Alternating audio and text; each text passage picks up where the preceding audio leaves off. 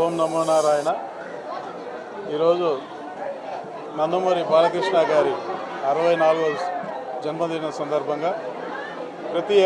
ఏడాది మేము తిరుమలలో చేస్తున్నటువంటి కార్యక్రమంగా ఈరోజు ఆయనకి పుట్టినరోజు సందర్భంగా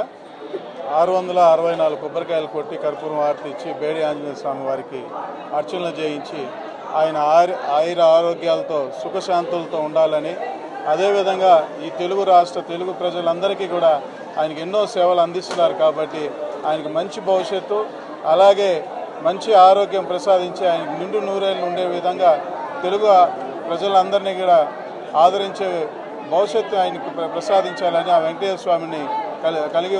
దేవుడైన వెంకటేశ్వర స్వామిని ప్రార్థిస్తూ కోరుకుంటున్నాం.